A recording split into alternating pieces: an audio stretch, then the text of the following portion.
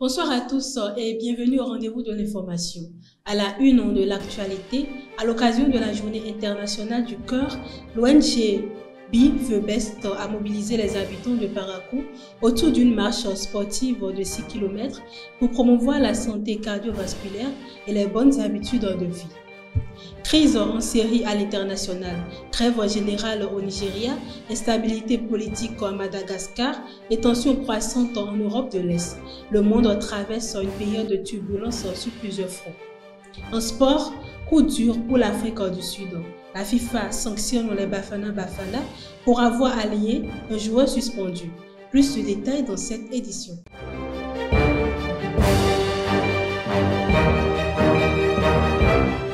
Rebonsoir chers internautes. Comme je l'ai annoncé tout à l'heure dans le sommaire, à Parakou, l'ONG Be the Best a réuni la population autour de la marche sportive Tout Parakou marche. Sur 6 km, les participants ont parcouru les grands carrefours de la ville avant de rallier la préfecture. L'initiative s'inscrit dans la journée internationale du cœur et vise à prévenir les maladies cardiovasculaires en encourageant de meilleures habitudes de vie. Reportage avec Elvi Kongbeto. Améliorer les performances individuelles et collectives au sein de la communauté, c'est l'objectif de l'organisation non gouvernementale Be the Best. Entendez soyons les meilleurs à travers le concept Tout Parakou marche. Tout Parakou a marché aujourd'hui pour le cœur, puisque cette marche a été organisée dans le cadre de la journée mondiale du cœur qui est prévue pour le 29 septembre. On remercie la population de Parakou qui est vraiment massivement sortie ce matin. On remercie les différentes autorités qui nous ont accompagnés, le directeur départemental de sport, le directeur départemental de la santé, la préfecture, la mairie et tous nos autres partenaires. Et on vous donne rendez-vous pour la prochaine édition. Que beaucoup plus de partenaires nous accompagnent. Par exemple, vous connaissez des t-shirts pour tous les participants, puisqu'on n'en avait pas beaucoup ce matin, et que la prochaine édition soit encore meilleure que cette fois. Sur des kilomètres, les participants ont parcouru le carrefour de la préfecture de Parakou, carrefour de la mairie, carrefour Biogera, carrefour du stade municipal, carrefour du CNSS et celui du tribunal de première instance de Parakou avant d'atterrir dans l'enceinte de la préfecture de Parakou. Quelques participants livrent leurs impressions. J'invite tout le monde à marcher, même ceux qui ont des voitures, parce que nous constatons aujourd'hui avec grande tristesse que nos frères et nos soeurs n'aiment plus la marche. Et ils s'adonnent souvent à la voiture, à la moto. Oui, c'est bon l'usage de ces moyens de déplacement, mais il faut quand même pouvoir trouver au moins 30 minutes pour faire le sport, pour faire la marche dans quelque part quoi. Donc vous essayez de marcher pour libérer l'organisme, transpirer et ça vous fait du bien. Ça permet de se rajeunir, de maintenir sa forme et d'être toujours en bonne santé. Le sport aujourd'hui, c'est très important pour la santé. La clé de la santé aujourd'hui, c'est le sport. D'ailleurs, moi-même qui suis ici, j'appartiens à un club tous les samedis et tous les dimanches, nous sommes au stade. C'est ça qui a fait que je n'ai pratiquement rien senti pour cette marche du cœur. Et c'est ça qui a fait que cela m'a fait du bien. Donc, mon conseil, que les gens comprennent aujourd'hui que la clé de la santé aujourd'hui, c'est le sport. L'instauration de la journée internationale du cœur a pour objectif d'informer le public sur les facteurs de risque liés aux maladies cardiaques telles que le tabagisme, une mauvaise alimentation, le manque d'activité physique et la consommation excessive d'alcool. Merci à tout chacun et que cette marche soit continuelle dans votre domicile. Les organisateurs sont venus nous donner l'exemple. Dès qu'on est à la maison chaque matin, on peut continuer la marche à la maison. Ne pas attendre le 29 septembre prochain pour encore marcher.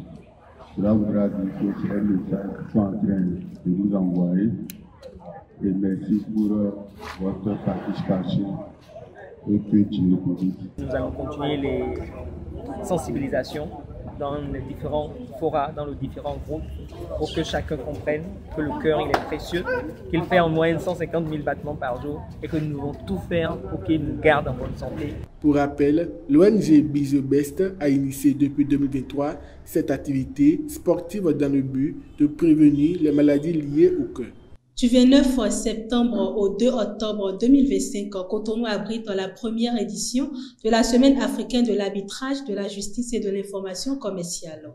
L'événement réunit des acteurs du droit et de l'investissement de l'espace OADA autour des enjeux de sécurité juridique et d'arbitrage. Le ministre béninois de la Justice, Yvon Detchenou, salue une plateforme d'avenir pour renforcer l'intégration juridique en Afrique. Le Centre national d'investigation numérique CNIN a lancé ce lundi 29 septembre 2025 un avertissement officiel contre la plateforme numérique Pépito. Dans une publication sur Facebook, l'institution appelle la population à ne pas télécharger ni promouvoir cette application jugée dangereuse. Le CNIN précise que toute diffusion ou valorisation de pépites constitue une infraction pouvant entraîner des poursuites judiciaires. Il invite par ailleurs les citoyens à signaler toute activité suspecte liée à cette plateforme. Passons à la page internationale. Grève au Nigeria, crise politique à Madagascar, tensions sécuritaires en Europe de l'Est en ce 29 septembre 2025. Les lignes bougent sur plusieurs fronts. Tour d'horizon d'une actualité mondiale sous haute tension avec Héroïne Papanam. Ce 29 septembre 2025, l'actualité internationale dessine une cartographie frappante des tensions sociales, politiques et sécuritaires qui secouent deux continents. Du Nigeria à Madagascar, en passant par l'Europe de l'Est, les événements revêtent des dynamiques communes. Contestation de l'autorité, remise en question des élites et appel pressant à une gouvernance plus inclusive. Au Nigeria, la grève initiée contre la méga raffinerie Dangote dépasse le simple cadre syndical. Elle met en lumière la fragilité des droits sociaux face au pouvoir économique d'un géant industriel accusé de pratiques antisyndicales et de favoritisme envers les travailleurs étrangers. Dans un pays où le pétrole reste un pilier de l'économie, la grève pourrait avoir des répercussions nationales si l'approvisionnement en brut est perturbé. La solidarité affichée par les syndicats face à l'accusation de sabotage économique illustre une lutte de pouvoir entre intérêts privés et revendications sociales. Pendant ce temps, à Madagascar, la colère populaire prend une tournure plus dramatique. Le président Andry Rajoelina a congédié son gouvernement sous la pression de manifestations massives et meurtrières menées par une jeunesse désillusionnée. L'appel à la population pour former un nouveau gouvernement pourrait être perçu comme un geste d'ouverture, mais il intervient dans un contexte de répression dénoncé par l'ONU. La génération Z, en demande de changements structurels, ne se satisfait plus des réajustements symboliques. C'est la légitimité même du pouvoir qui est désormais contestée. Enfin, à l'échelle européenne, c'est la sécurité collective qui est au cœur des préoccupations. Face à l'agressivité persistante de Moscou, Volodymyr Zelensky plaide pour un bouclier aérien conjoint avec les pays de l'OTAN. La proposition n'est pas seulement militaire, elle traduit un besoin croissant de solidarité stratégique en Europe alors que les incursions russes se multiplient. Le soutien affiché par l'Allemagne signale une volonté politique de passer d'une aide ponctuelle à une coopération structurelle avec l'Ukraine. Ces trois situations traduisent une même urgence. Repenser la réponse des institutions face à des sociétés en mutation, que ce soit par la négociation sociale, la réforme démocratique ou la coopération militaire.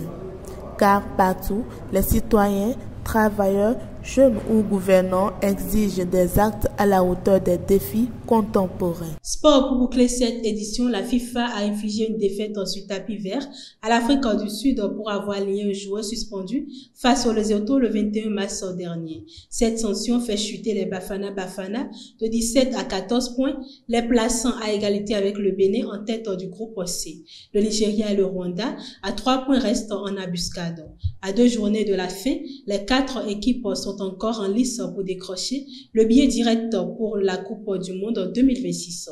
Les derniers matchs s'annoncent décisifs.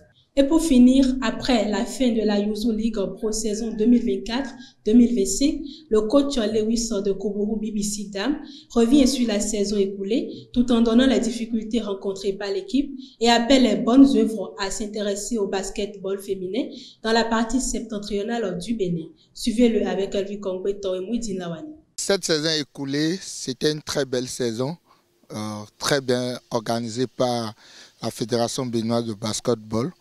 Parce que ça a permis, que ce soit au niveau des filles comme au niveau des garçons, de jouer assez de matchs.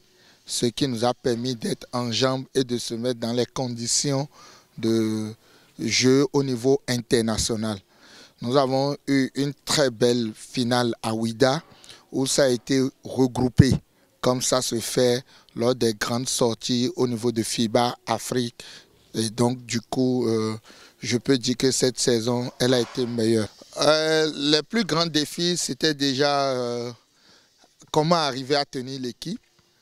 Parce que vous n'êtes pas sans savoir qu'une équipe comme la nôtre ne fonctionne qu'avec le budget de subvention. Et donc, nous avons essayé de mettre cette équipe en prenant quelques joueurs au niveau international, deux qui nous sont venus du Togo et une Malienne qui était déjà dans le championnat ici. Donc ça nous a énormément coûté parce que leur salaire est un peu élevé. Et malgré ça, nous avons aussi haussé le niveau de préparation. Donc toutes ces exigences nous ont bousculé financièrement.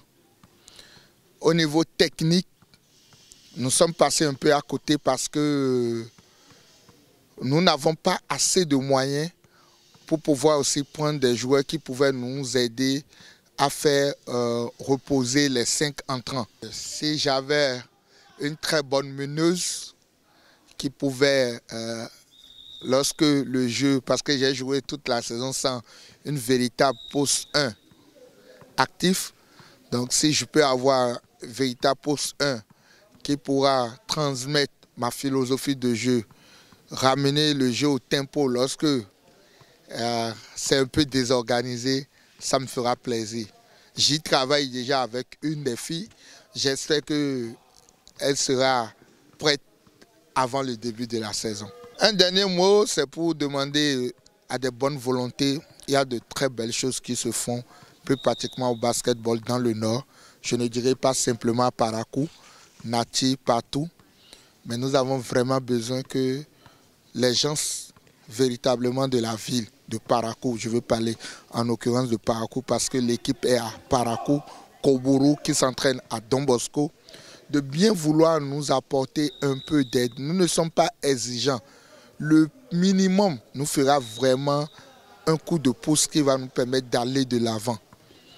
Nos filles, elles ont le quart du salaire des autres, mais elles se battent vaillamment. Et donc, si on peut avoir leur aide, leur coup de pouce, ça nous fera vraiment plaisir. Mesdames et messieurs, c'est tout pour ce 13e. Merci de m'avoir suivi. À très bientôt.